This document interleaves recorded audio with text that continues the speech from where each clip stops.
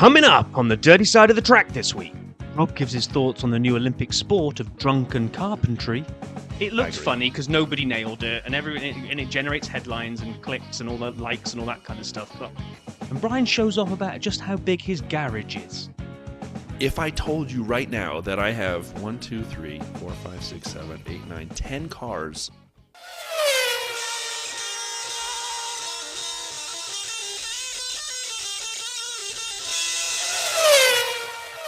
Hey now, welcome to the dirty side of the track, America's leading Formula One podcast. I'm Brian, that's Rob. Boy, oh boy, testing happened, at least the first round of it. I'm sure we'll have some talk about that. But liveries too? Man, it's a smorgasbord. We're 3 weeks away from Melbourne. How are you, Rob? I know, I'm good, thanks. Yeah, we've got round one. Well, round 1.5, I guess, because we had Barcelona as well. But we got, round 2 of 3 tests to reflect on and then look forward to what we think will happen next week in the final round of testing. See if we can read far too much into the tinfoil hat theories that are going around and decide who's the winners and losers of testing so far.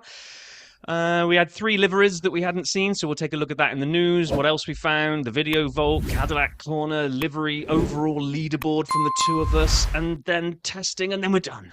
If we were able to draw conclusions with our friends from the Discord about Shakedown, and we were then able to see an extra amount of time from testing where people were allowed to watch, and we got an hour a day, we should be able to basically predict the final grid at this point in Abu Dhabi at the end of the season. We should know so much, yet we know so little. Absolutely. But like you say, why would that slow us down? Hasn't ever before. Right, so let's dive in at the beginning. We will keep our thoughts on this, our ranking thoughts, until our livery leaderboard later in the episode. But we had 3 of the last 3 liveries got revealed. So we had, I don't think this is in the order we saw them, I can't remember, McLaren. McLaren came out with theirs. I sorry, all McLaren fans, but I was underwhelmed. I don't know. It's the same car, but somehow not, and somehow, in my view, a little bit worse somehow. But I couldn't tell you why. Worse. Okay, I liked it more. Worse than last year's, because I don't see as much blue as there was last year. We'll talk about it when we get into it. It was better for me than last year. I like it a little bit, but yeah, same car. And then Aston Martin, we'd been on the Discord episode, we said, well, it's going to be green, and it's just what colour is the stripe? Well, it was the same. It was yellow again. But the thing that caught us all out was the blue rear wing, which I don't like that either. Is it I hate it. Is it possible Williams had some of the extra Barclays paint, and they're like, oi, you want to borrow some of this? And they're like, oh, this will look good on a rear wing. No. It's the same powder blue. Anyway. It is. It's weird. And then we also saw the Cadillac, and we'll dive in Cadillac Corner into the actual kind of the Super Bowl and the Times Square thing. But if we just think about this, I got BAR Zip livery vibes off this one, where back in the day, for anyone that remembers, BAR wanted to run 2 cars with different liveries on them. And the ruling body said, thou shalt not run 2 different coloured cars. So they went, fine, hold my beer. And they slammed together those 2 liveries into what was referred to as the Zip, or on this side of the pond, I guess, Zipper livery, where they did half the car red, half the car blue. Cadillac had kind of gone down that. You got half the car white, half the car black, and I'm here for it. I love it. I do too. And there's more chrome in it than you give it credit for, or chromish, where it meets. I love that. Yeah, like anything good American, it's got a multiple personality disorder, and it sounds great to me. I'm here for it. And then we saw the Aston Martin, obviously, and Adrian Newey came out and said that the new car is one of the more extreme interpretations of this year's rules. Now we'll get into testing as to which extreme they've gone to here. How it's going so far. Show the quote then. Yeah, it's a bit like 2022 with a new set of aerodynamics. There's been a lot of different interpretations. Whether we picked the right one or the wrong one, only time will tell. Because of the compressed design time, we just decided on a direction, and we would pursue that, and that's what we've done. So there you go.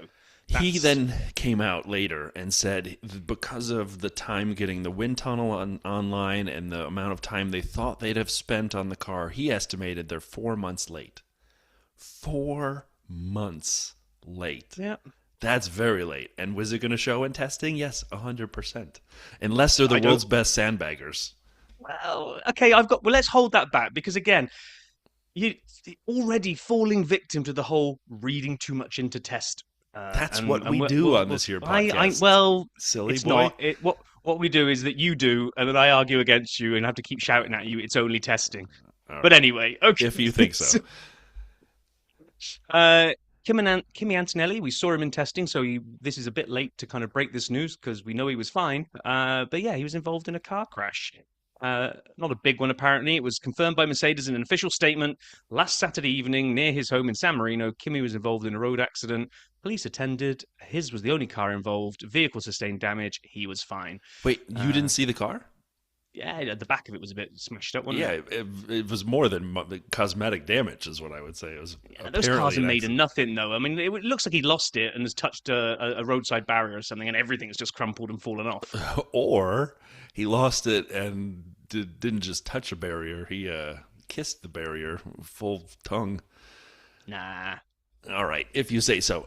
We have a SAP stat, but it's a single one, so I'm not going to bust out music just yet. We're waiting for the season for full stats.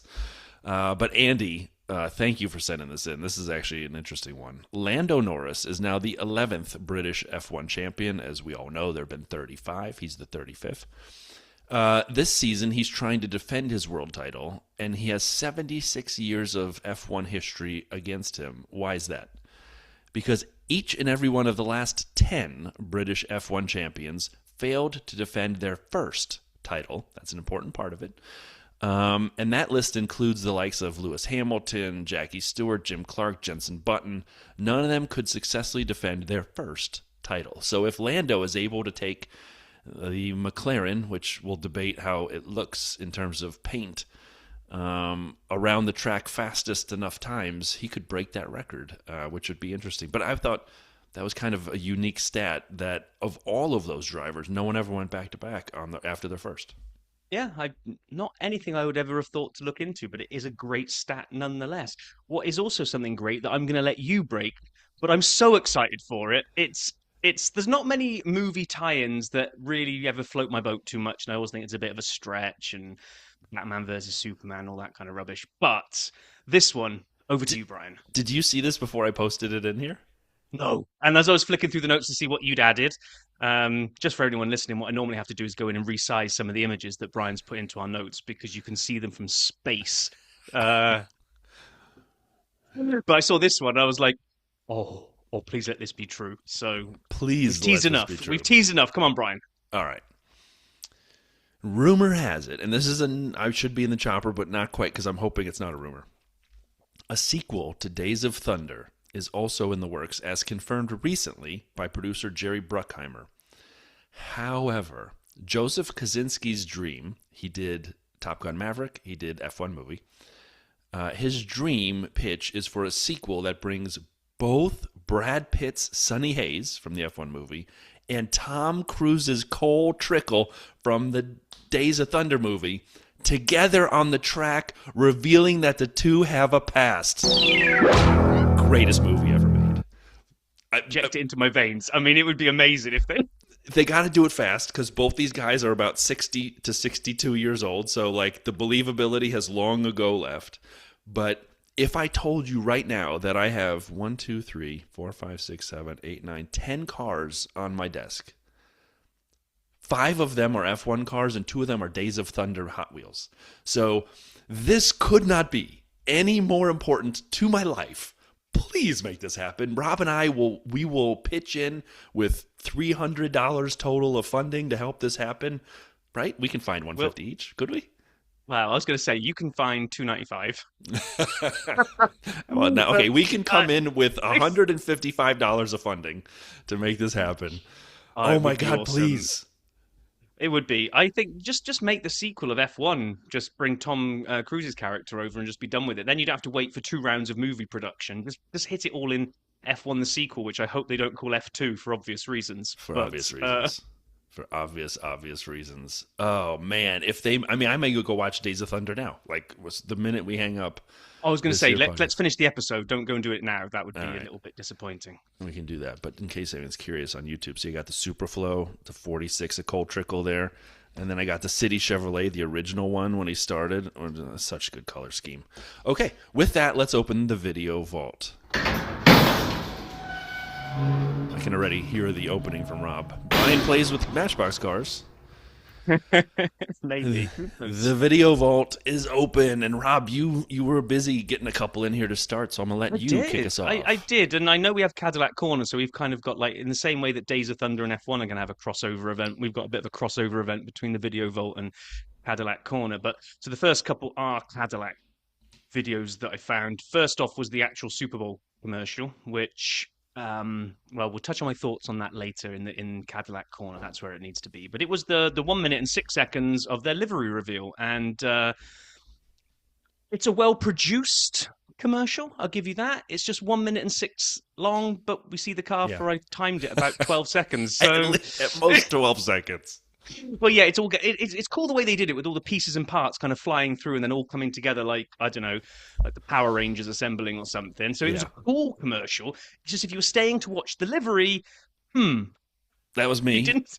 I mean, I would have watched to the end anyway, even though it was a horrendous game. And I was so excited for when the livery was going to happen. And the minute you realized it was the Cadillac commercial, I basically did the Leo DiCaprio where he leans, he just points at the Yes. screen. That was Yeah, me, like, yeah. this is the one. And I got real excited. And then I'm just waiting.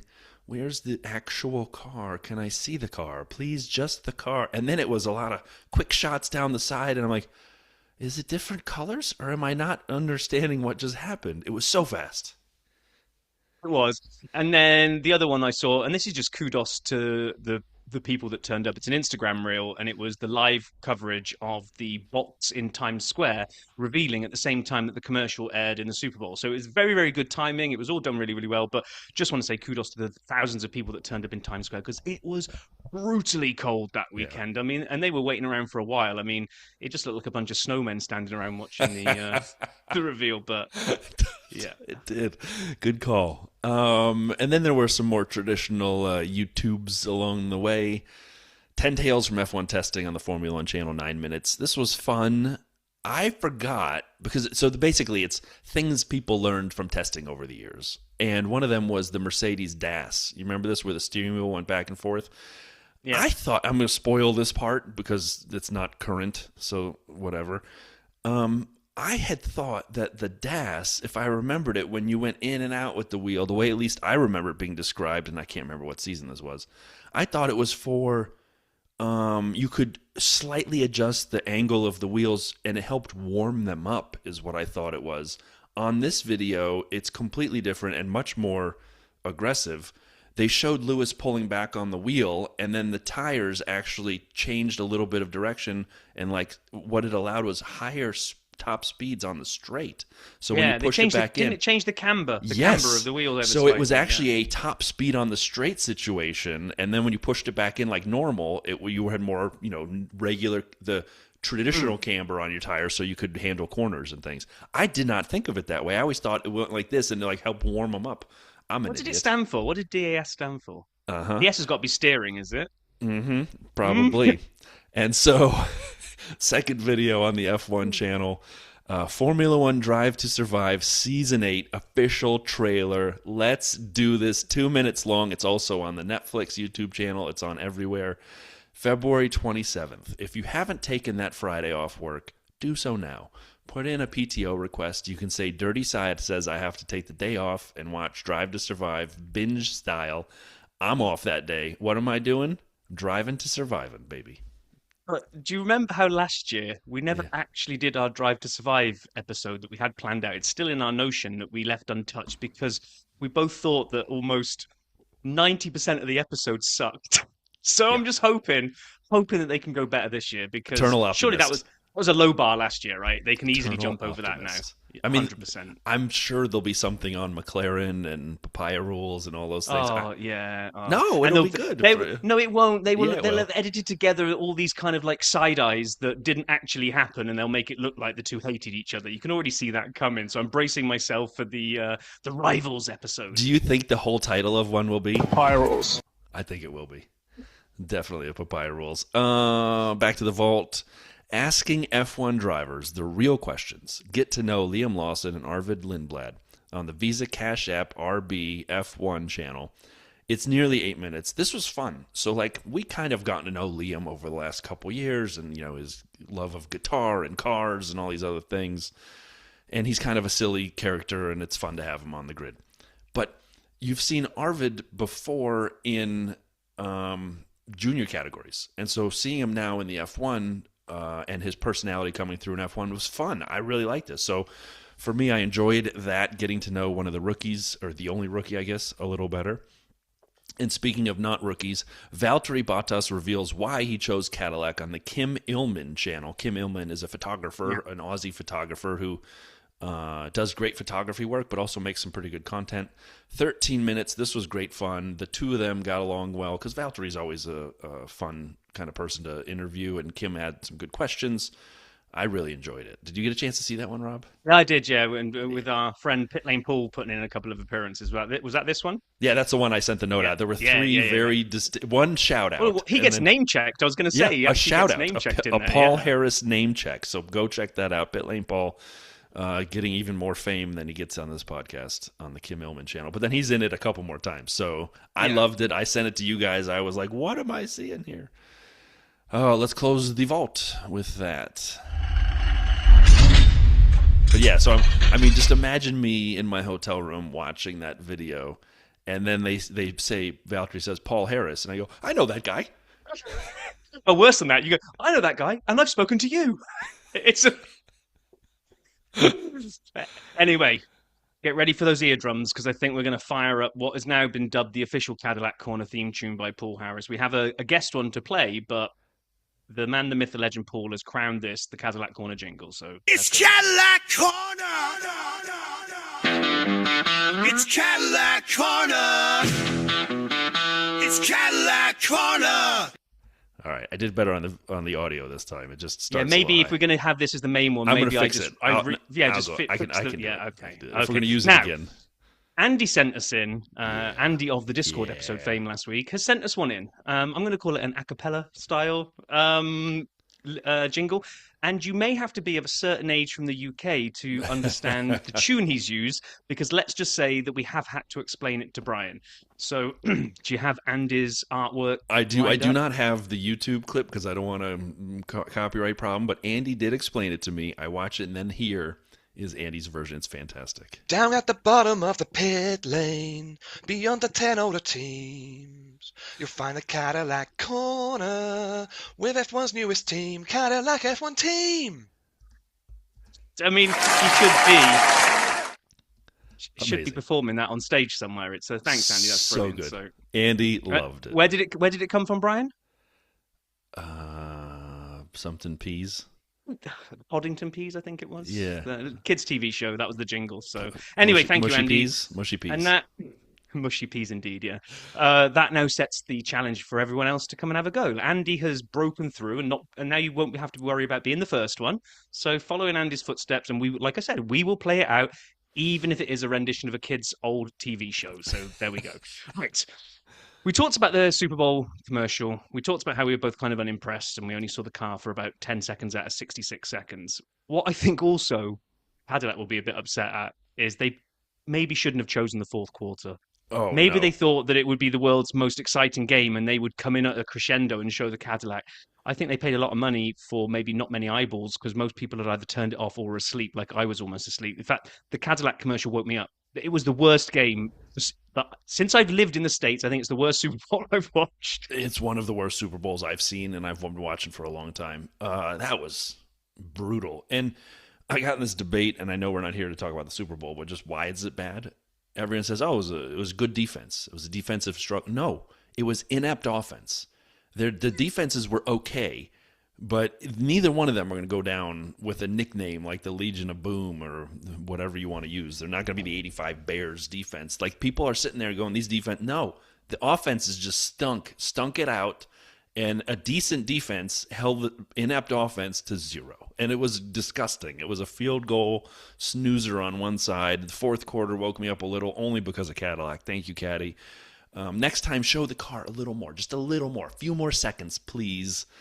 And yes, Rob, I talked about the box in Times Square. I saw the video of people waiting for it to open, and it looked really cold out there. It's this time of year when I switch my phone back to Celsius rather than Fahrenheit, because it gets so cold, my brain doesn't really understand cold in Fahrenheit. But when I see like minus lots of numbers in Celsius, I'm like, oh my gosh, that's super cold. So yeah, well, you know who else those, doesn't understand when it's that cold as but that was from last week.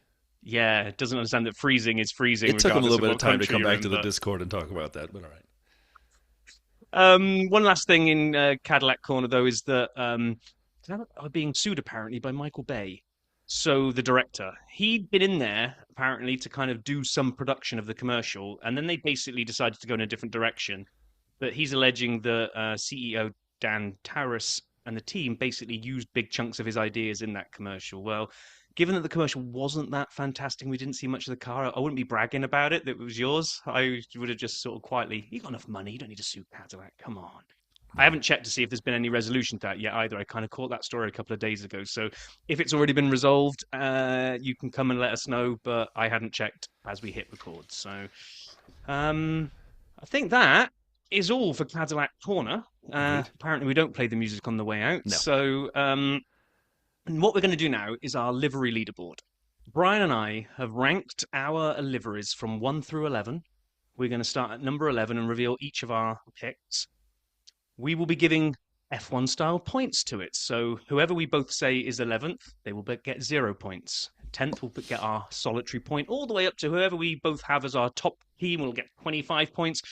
Through the magic of mathematics, we will sum those together and reveal the overall Dirty Side livery leaderboard for 2026. It could not be more exciting. And just because of all of the things happening on the screen, I, like Toto Wolff, I have it printed out. that All worked the times you perfectly. played that clip, that is the best context ever. Because I literally have it printed out, my scores. I printed them out. I know, you don't need to explain it again. It was comedy genius. Well done, Brian. You could have even played the cheer for yourself there, and I wouldn't have minded. Thank you, Brian. Oh, you're not Brian. You're on a roll. All right. What else you got? Right, Let's do it. Let's do it. Okay, so I'm a polite Brit. So after you, who do you have in your 11th spot of your livery leaderboard? Well, because Brian works in mysterious ways, Oh God. I have someone in 11th, and I'm going to share that, but I'm also going to give my score. It's only going to matter for a couple of these, but this is something we talked about on the Discord. Audi is 11. They are my lowest. They got the only score under a 5. A 5 from Brian means meh. Anything lower than a 5, I'm actually a little bit annoyed. And so Audi, front, we talked about this. Front good, back good, put them together bad. Yeah, Audi 11.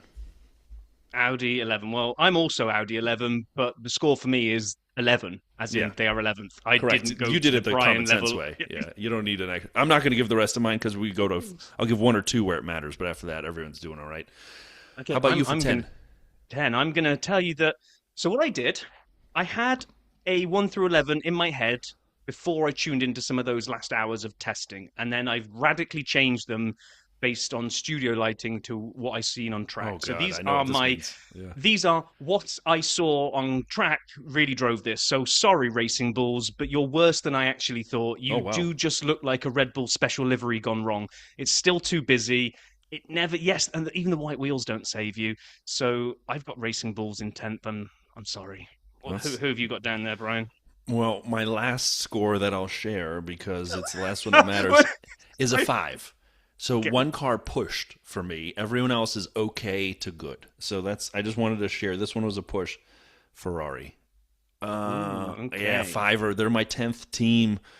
They finished just at the end of the points. They were cooking with good ingredients. It just didn't work. That white section, like around the tub and the side pod and the top there, it didn't sit in the right way that pleased my eye. And the darn HP and that boo, man, I don't know. Sign me off. No thanks. Okay.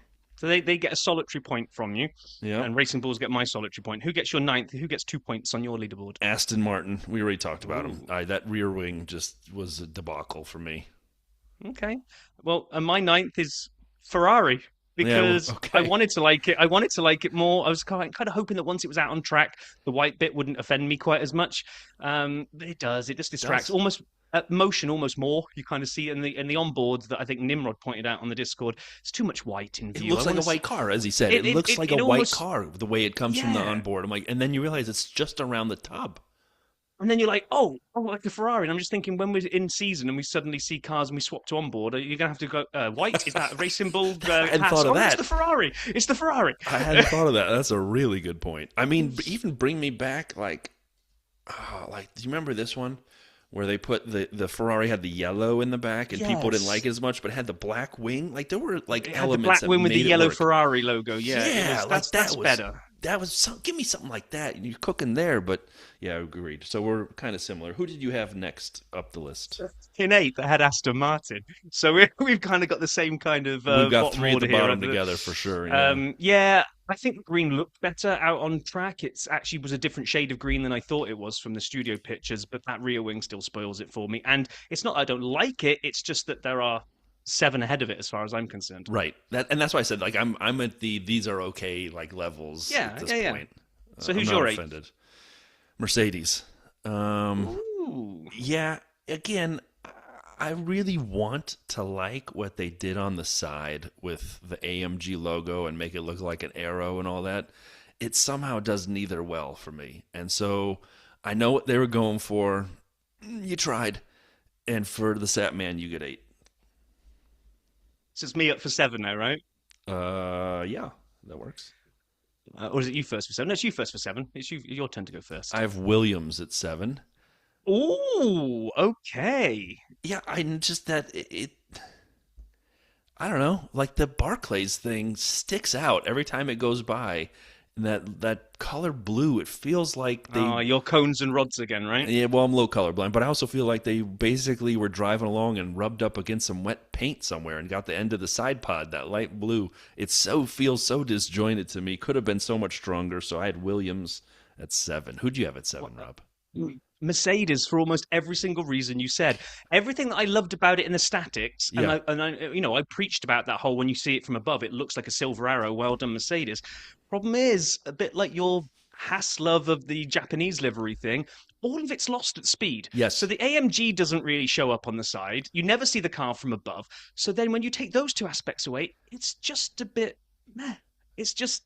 But at least its styling overall is pleasing when it's at standstill that allows me to rank it higher than the others that I've had on here. Dude, so we rarely agree on things like this. I can't believe we're pretty much... we've got one outlier already, but... Yeah. Who'd you have next up at 6? 6, Alpine. Okay. I had Alpine. I really liked the pink and blue popping. It wasn't enough to get into my top 5, but I liked it when we saw it. I thought when we discussed that the blue being darker allows the pink to pop a little bit more, and that actually carries through onto the track as well. So Agreed. Middle of the pack.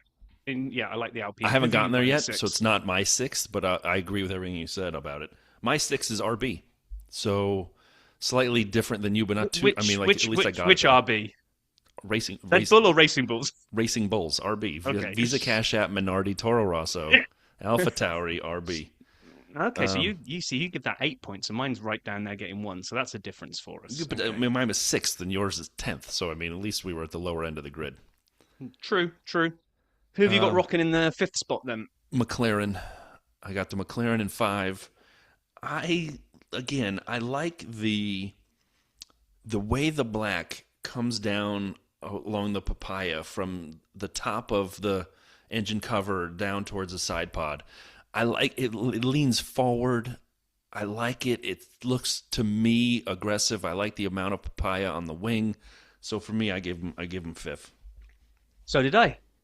I thought when What I is saw it on happening here? track, when I saw the stills, I thought, I don't know, there's not enough going on here. It's just pretty bland in terms of it's just a papaya with a black stripe, but it kind of keeps it when it's at motion. So Yes. actually, I enjoyed seeing it. So it jumped. It was in my seventh, and it jumped above Alpine and Mercedes once I saw it on track. Uh, Right, top four then. So my fourth one is Cadillac. okay. I love the zip design. I love the white and the black. I love the chrome on there. I think it looks good on track.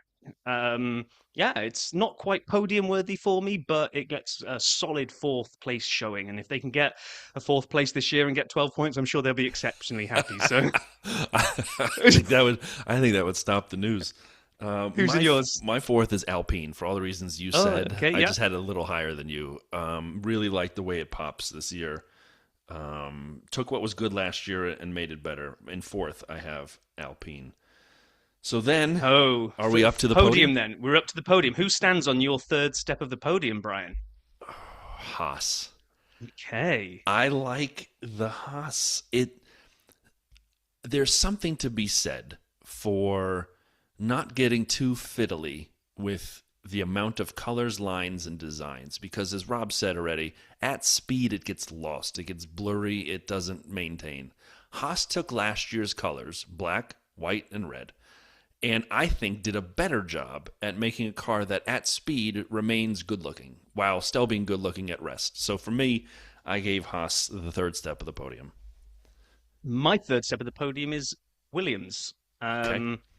Yeah, I loved it. I like the different swish of blue. I think the whole overall blue package looks really, really nice. And I actually think the Barclays one isn't a sponsor sellout. That powder blue works quite nicely for me. My cones and rods appreciate that blue. So, So we disagree there. We disagree. Basically, that was one of our two big disagreements.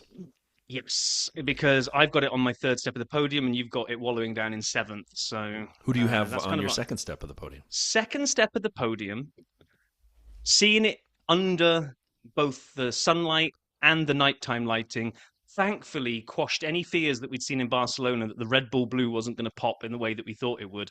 So Red Bull takes my second spot. I just think that blue is just really, really nice. Every time it kind of comes around the corner, it catches the sun, or at night under the lights, it's not the purple or whatever the color was we've seen for the last 4 or 5 years. It's that going back to that Seb Vettel blue, and it really did pop for me. So yeah, I like the Red Bull.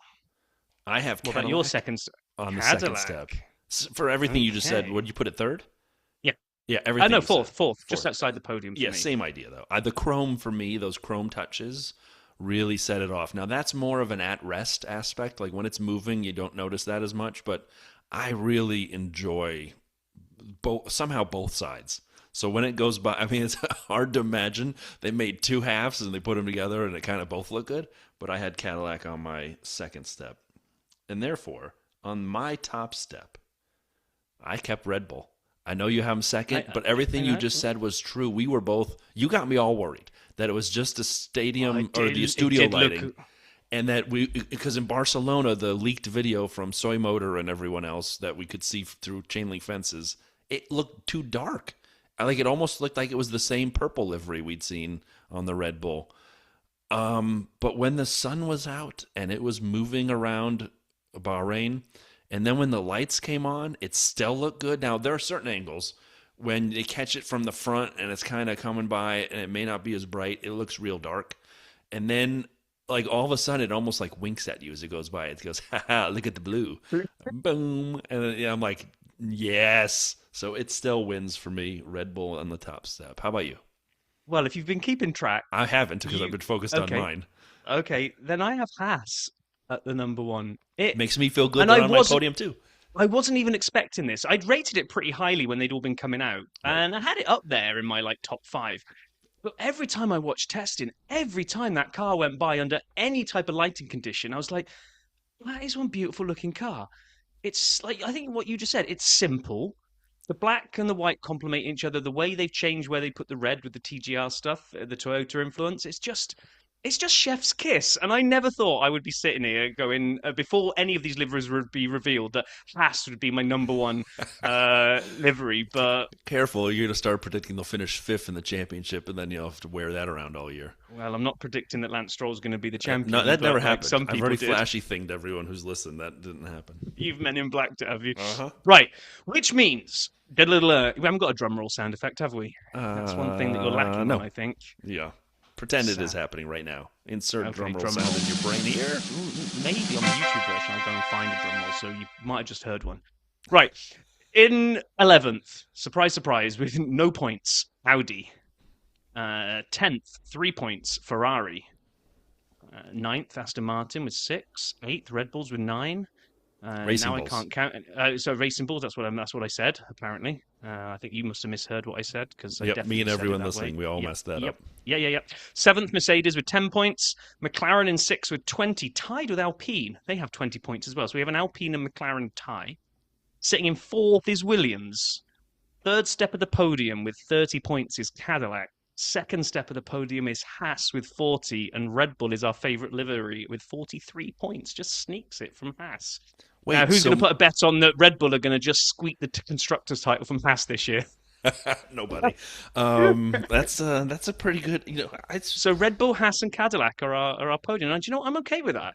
It's not not Williams out of mine, but I like the Cadillac, so I'm good with that. And it's somehow exactly represented mine, just in a slightly different order because of our delta.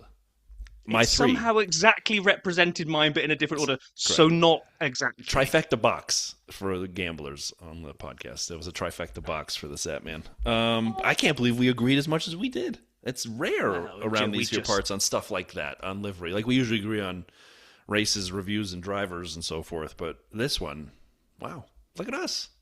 I know. I thought when I had Racing Bulls so low down and you had Ferrari and I didn't see Racing Bulls come for a while, I thought we'd be in trouble. But no, pretty close. Right. Okay. So that's the livery leaderboard. I think you were let's- looking for this.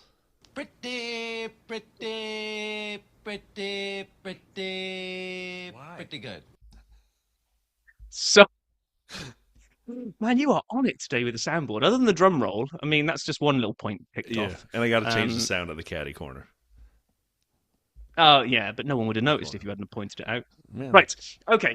So, testing review. What have we seen so far? So, thanks to both Reddit and Coffee Corner, I was able to grab some stats of overall. So, rather than first off, I started grabbing each of the daily ones, but then I was able to find kind of the overall. So, if we look at overall laps completed, so a lot of people would be saying that you don't really worry about times in testing, but what you do really want to look at, two main things you kind of wanted to keep an eye on is how many laps did they do and how many times did they break down. Now, we didn't really see too many engines go boom, which actually kind of surprised me because I thought with all this kind of trying out high revving and all this kind of stuff, Right. we might have seen an engine let go, but the ones that we saw like stopping out on track were apparently more other types of gremlins, no big plumes of smoke anywhere as far as I saw. And I mean, am I a bad guy for saying I wish we had seen that happen a few more times? Like, I'm not cheering against a team, and I'm not cheering for an engine to explode in a way where anyone's safety is jeopardized, but we just came off of one of the most reliable eras in Formula One in terms of engine and car and seeing so few people DNF.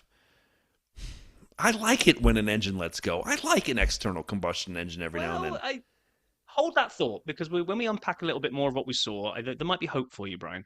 But if we look at total laps across summing Barcelona and the 3 days in Bahrain so far, we have out in front Ferrari with 857 laps, from Haas with 781. Powered by? I was going to say, for anybody paying attention, that's the top two runners have the same engines. That's a lot of Ferrari running. But fear not, you Mercedes engine lovers, because Mercedes then come in, followed by McLaren and Alpine, so three Mercedes engine runners with, what do we have? 782, 710, and 665. So I think Mercedes engine, because the Cadillac didn't do as much running and neither did Williams. I think overall, I haven't got the calculator out to add it all up, but Mercedes look like they've had a decent surplus of laps compared to Ferrari, but they're right up there. Ferrari and Mercedes are basically. Or have you added it up? Have you done the math? Well, it's on the next part. 2579 total laps for Mercedes engines, 2122 for Ferrari engines. Oh, yeah, down below. I didn't see the other table down below. Look at you paying attention to what I copy in. To your notes. Yep. Yeah, I mean, that's great news. Again, it's early to start talking times. We'll get to that in a second. But it is nice to see the reliability, to see the laps. Honda's got 272 total. Yeah. Total. That is where I will put more of my stock that Aston could be in trouble than all the other crap that flew around them that we'll come to in a bit of when we start summarizing some of the stories that came out of it. So that's that. If you then want to look at the most ridiculously pointless thing ever, is to then look at lap times, because we don't know what settings they were in. We have no idea even if the people that went fastest were even running their fastest setup. We got nothing. But hey, it's a leaderboard, so let's take a look at it. Kimi Antonelli and George Russell were top of the leaderboard, a 133.669 set on day 3 of testing by Antonelli, and Russell 133.918 also on day 3. Hamilton and Leclerc in the 2 Ferraris tucked up behind. About a second? 134.2 and 134.2. Really nothing between the 2 Ferraris. Then we get the 2 McLarens also in the 134s. Verstappen in a 134. The Haas in one of the best looking liveries on the grid. It comes in right behind with Behrman and Ocon. Hadjar in the other Red Bull, and Colapinto in the Alpine. That was kind of the first part. And all of those guys were, well, maybe not Colapinto. He's in a high 135, as is Hadjar, maybe. But we're what, second and a half-ish, cover all of those guys? Well, and those times are pretty good. So just to go back to last year real quick as a comparison. Last year, the fastest lap in the race at Bahrain was a 135.1 by Oscar Piastri. Now, again, as you move into testing away from shakedown, I'm assuming we're moving more towards quali simulation, and some of those laps are, low fuel, full battery deployment kind of thing. Maybe.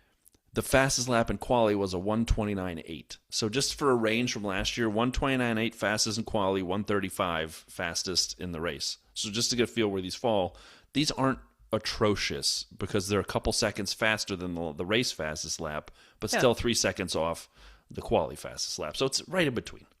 Yeah, and I don't really think we ever saw anybody really hammering it. I think they still, actually, we'll get there in a second. Let's just finish this off. So we've got Audi Williams, Audi Alpine, Racing Bulls, then Valtteri in the Caddy at 136. Again, not terrible. Perez was at 137. He was half a second behind. And then we kind of get right down the bottom. We have to keep going, and we get Stroll and Alonso in a 138. So that was the big headline thing. 138 to a 133, or 133.6. Oh, we're 4 seconds off the pace. It's like, well, okay, yeah, mathematically you are, but none of you have any idea who was running what. Right, exactly. Then there was this ridiculous thing going around, which I've been searching for a while because I just wanted to find a credible source that would back it up. If Aston Martin run their engine at more than 11,000 revs, it will blow up. We don't know that. That just seems completely made up by the internet because somebody has used the GPS data to show that when Max was on the straight in 8th gear, he was rocking up somewhere around 12,500 revs, and Aston never got higher than 11. So they've put 2 and 2 together and gone, well, if they never went above 11, it's because it will blow up if they do. Yeah, I mean, Aston Martin aren't in a great place, right? We don't know. Yeah, but I will just go, and like I said on the Discord, I don't like taking testing results to mean too much. And I went back and had a look at last year's testing in Bahrain. Ollie Behrman finished last all 3 days and was miles off the pace. And Ocon didn't finish too much higher up either. So last year, according to testing, Haas sucked. Should have packed it in and called it a season. Exactly. I believe they did all right in the Constructors' Championship in the end. So, again, it's like... They did well, and Behrman, by the end of the season, they were coming on strong. Behrman was 4th in Mexico, holding off Max. I mean, I hear you totally. I will say this, though. Go ahead. Oh, yeah, go on. No, I was just going to say, just before you go, I'm not sitting here saying that Aston Martin is sitting on a rocket ship and they're sandbagging. Are all teams sandbagging to some degree? Have we seen any teams' full potential yet? I don't think we have. Definitely no. Are Aston Martin in trouble? Yeah, probably, but I don't think to the delta that everyone's crying about at the moment. I still think they're going to be, come the first race, they're not finishing the two last slots. They're still going to beat the Audis, the Cadillacs, maybe a couple of others of this world. They're not going to be going for race wins based on what we're seeing at the moment, but So I definitely think they're 4 months behind. I think that's accurate. I think they'll have a car, but what we saw was an engine that isn't ready yet for whatever reason. Whether they purposely held it down, whether the rumors now that Newey said you had to fit it into a certain size in the car. I think that sounds dumb, but maybe that's true. The gearbox they're talking about is not real smart. It's a little dim-witted. They're saying, again, these are all rumors, and then they're talking about Adrian's design. And there's like two parts to this. And so people are taking the negative side, as you're saying, and I disagree with that with them. I'm with you. I think it's probably somewhere in the middle. Are they ready for the season? No. Are they going to be good in the beginning? No. maybe Are not. they dead and buried? No. And so Agree. Fernando. What is going on today? We're in like harmony. So I did see some little bit of the end. I watched a little bit of the end of Friday testing late Friday night, and I saw a video where they interviewed Fernando later on, and they asked him about it, and he goes, well, Adrian Newey has like 35 years experience and a 35-year track record of figuring it out. Are we where we want to be just yet? No. But if you're going to have confidence in someone, it's someone like Adrian Newey will get there. Just give us some time. So I thought that was good. However, how long until he's on the racetrack and we end up... GP2 engine, GP2. Arr! That's the last time he got angry with the Honda that wasn't giving him the power. So he's mercurial, but I agree with everything he said so far. So, the other big story that came out was the deluge of drivers complaining about this era of car already. We had Max come out and say, this isn't Formula One, it's Formula E on steroids. I don't enjoy driving these cars. Okay. We had, what else we have? Fernando had some other things to say, though. You go on. Fernando wasn't talking necessarily about his car, but he said the new F1 cars are no longer challenging to drive. Here in Bahrain, we're going 50 kilometers per hour slower through corner 12 than we used to, just to save energy for the straights. Even our chef in the kitchen could drive these cars. End quote. He said it won't be the best driver, and this isn't a quote, it's the way he kind of summarized it. It won't be the best driver, but the driver who can best manage their energy consumption, who has the best chance at becoming world champion. Lewis called the new energy management system ridiculously complex and something fans won't be able to understand. Hamilton was behind the wheel one morning and said, you need a degree. You need a degree to fully understand how to deploy this correctly. So a lot of people kind of crapping on the balance between the energy and the ICE and the way the battery and the ICE and the way those two work together and the way that they've created the use of the battery, the boost mode, the overtake mode. But can I just say one more thing about Max? So when he came out and said that, you already quoted it. Brad Keselowski, who drives for NASCAR, who is part of the Ford racing team, said, we have a Ford Racing Cup car, that's the NASCAR series, ready to go. Feel free to DM when you're ready, Max. I thought that was funny. That NASCAR's like, hey, Max, you want to come over here, buddy? I wasn't sure how much of it is... Well, no, these kind of guys, I don't expect these guys to be trying to put in excuses early, but it did smack of a little bit of... okay, here we go. Here's a complete heart overhead to continue the Discord theme, right? Is that if you wanted to read into any of these things, you could see a little bit of a worry here that some of the established better drivers, if you like, are feeling that their driving skill won't be the only differentiator this year, and that this year could be a lot more chaotic in terms of who can race against who, because if you learn how to maximize your battery, you might stand a better chance than somebody that could technically, like Fernando says, like somebody that can take that corner flat out and not have to lift and make high speed through a corner and therefore have better lap time this year might not be rewarded for doing that because you're going to catch them on the straight with the extra power. So I'm sort of cautiously optimistic that we might see some chaos this year in that it might be a little bit of a levels the playing field a little bit, that it isn't just all about the best driver. It's about the way it's the best driver that understands how these cars work, which is two different things.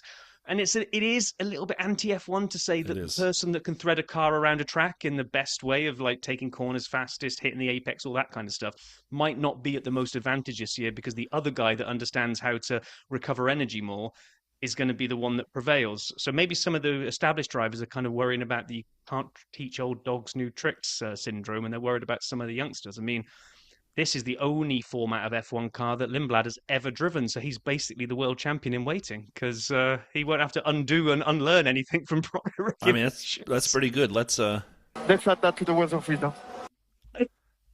So, like your thought, I'd like your opinion on this because I looked into this. It flashed up on one of the testing day graphics. We'd been talking to Andy last week about energy recovery, and we were kind of saying, well, a faster car will therefore brake harder and therefore will be better at harvesting energy. Therefore, speed is king because braking will add to that. And I think I thought he was 100% right at the time, but while he's not wrong, what I didn't realize was all the ways that they can harvest. I thought there was two.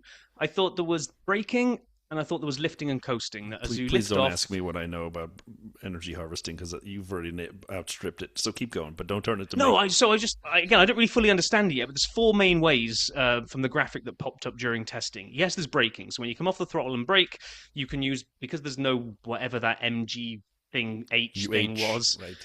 Whatever that was, that's not there anymore. And now when you're under braking, you can channel all of that recovery back to the battery and charge the battery. Okay, there we go. When you lift and coast, just like anybody that's driven an electric vehicle, like a Tesla or whatever, when you lift off the throttle, the feels like, depending on how violently you have the setting set, it almost feels like the car is braking because as you lift off, the car will actually recover energy and charge the batteries. That's number two. So I guess if you're flying along a straight, you might lift and coast is what I thought. But apparently, and these are the one I don't really understand, so please people get in touch. When you're on the straight, and you've got your foot buried and you're at 100% throttle, they started talking about super clipping. Sounds like someone like me having their hair cut short. But it sounded like almost like when the car can't go any faster, but the revs are maybe hitting the limiter, that something in there in the turbo can then start getting the energy recovery going as well. So I thought, okay, so down the straight then, you got your foot nailed. And that's when all this other stuff started coming up and we started seeing people like screwing up that corner and going wide all the time. Because when you're slowing down and going around a corner that you might have taken in third gear, what they're all trying to do now is like drop down into first so the revs disappear off the scale because they can actually go around that corner with high revs and charge the battery ready for the straight. I'm like, oh my God, no wonder Lewis is saying this is complicated. Well, I'll say this, right? So to your point, no one took turn 10 right because of this reason. It's the angle of the corner. It was open to being in a different gear, higher revs, charge the battery, come out with more battery power. And that's one of the reasons everybody took it wrong, and most of them repeatedly. A couple other notes that I want to hit. One is, I'm also a little worried about the starts, and it's getting a lot of attention because of the failure at the end of the practice start on Friday when people lined up, and it was a disaster. Like 3 out of 7 cars, whoever got off the line. And then all these stories about Fred Vasseur, who said last year this will be a problem, and no one listened to Fred, but apparently Ferrari's figured, who knows. By the way, I loved Franco getting to the line for the practice start and trying to warm up his tires and put it in the grass. He almost hit the wall. I mean, that was like chef's kiss. So is the car easier to save? Yes. Franco would have been in the wall last year. He was going such an angle and speed. True. He saved that thing at the last second, and I'm like, oh boy. And then the start failed. However, smarter people than I were trying to explain that you can easily take the start. They have to practice and get used to it. The difference is, there has to be more time to rev the engine higher, as you were just saying, to build power into the turbo and the batteries and everything ready, because the MGU-H used to help with that off the start. Now it's a rev game versus what they were doing before.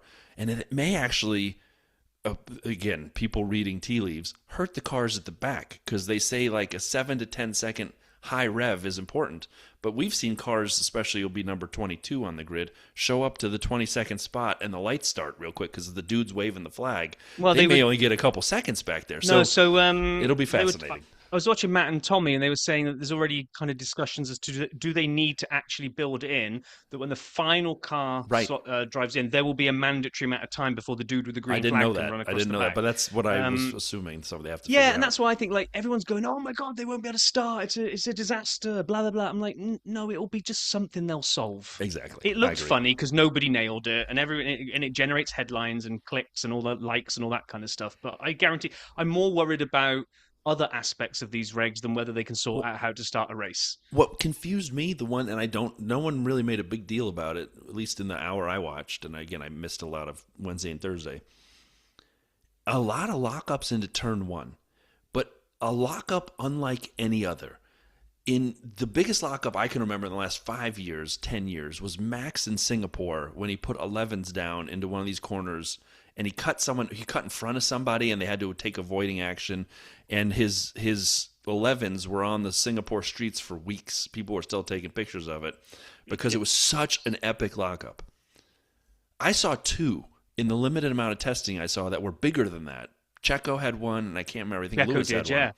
They went into turn one, Lewis as well. The lockup started the minute they were on the brakes and went all the way where they went off the track. I'm a little confused. Is that a testing setting? Is it a tire management? Had they been out there for a while and the tires were degraded?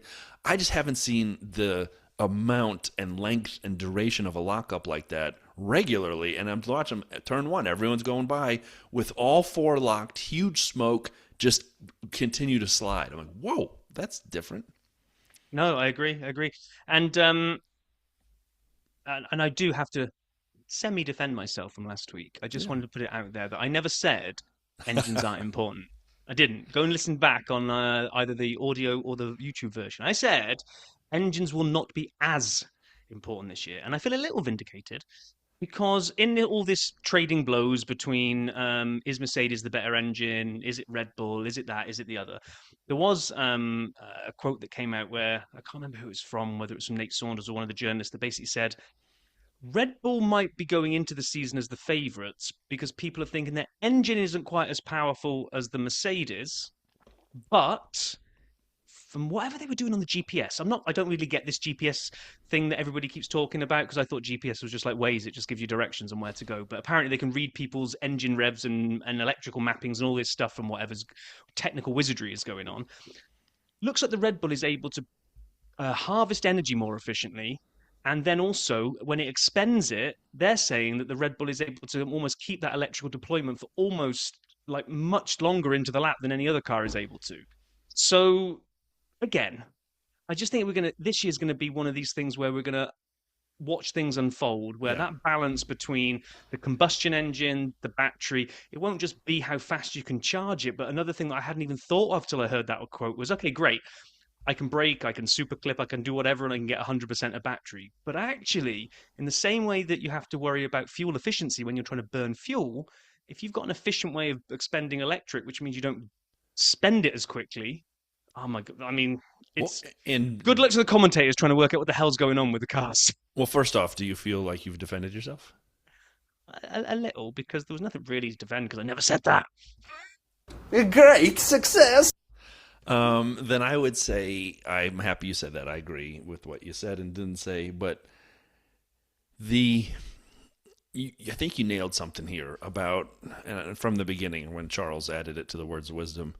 It isn't just taking a car and driving it as fast as it can around a track and winning. It is managing the battery, and it is managing the deployment of your energy, which will help.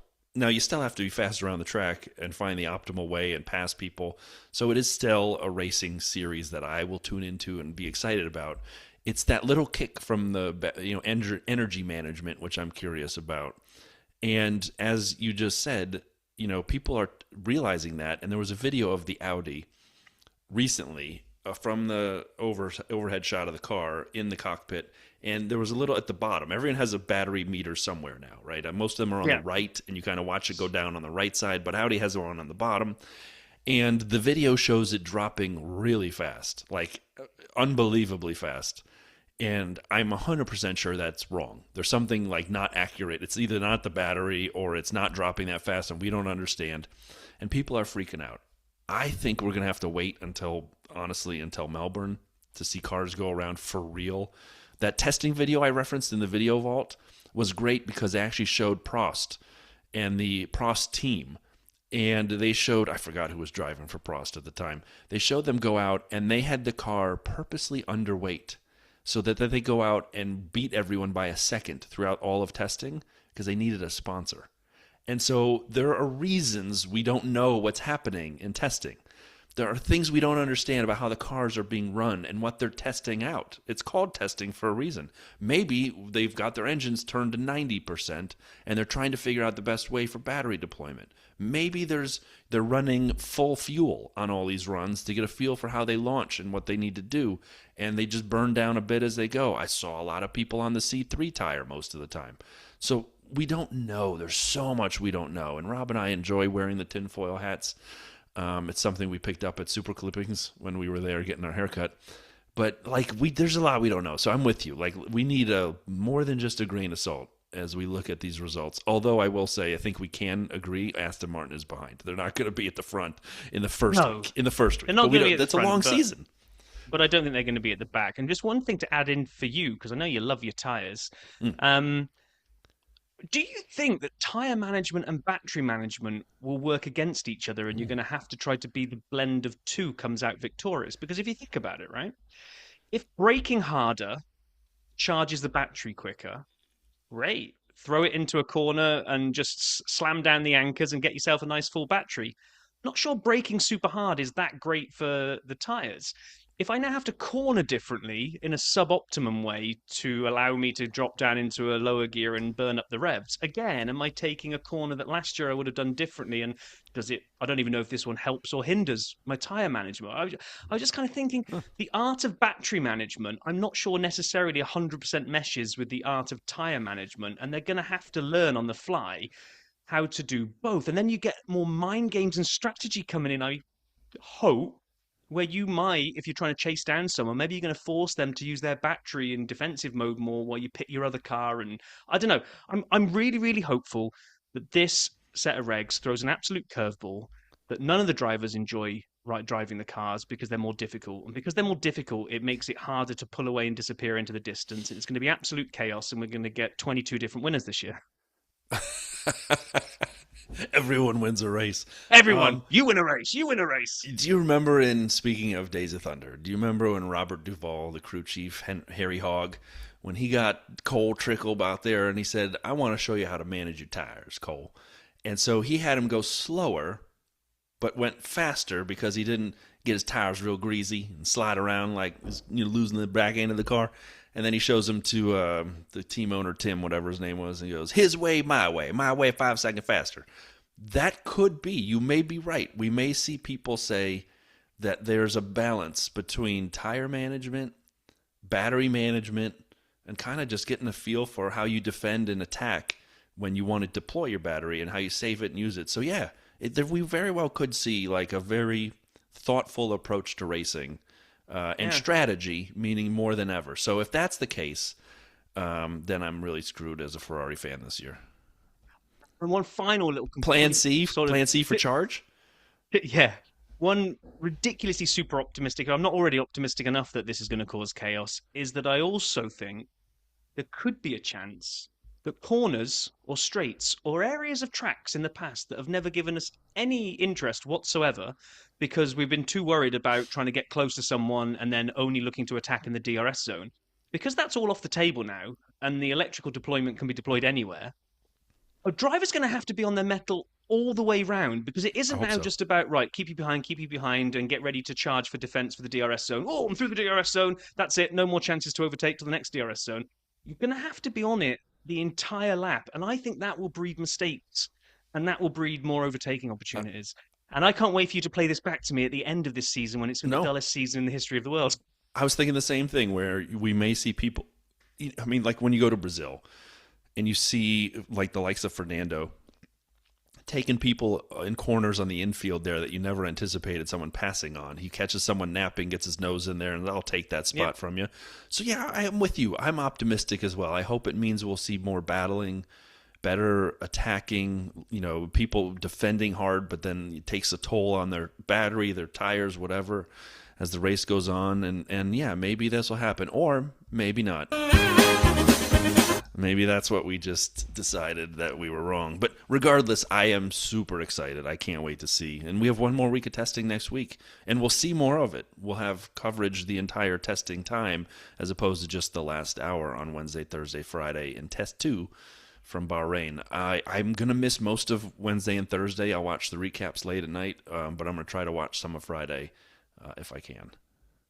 Yeah, same here. So, yeah, looking forward to see what final testing throws at us. And then we'll be onwards to looking forward to the actual season start. So, yeah. 3 can't weeks wait. to a I know, Melbourne I know. recap. A recap.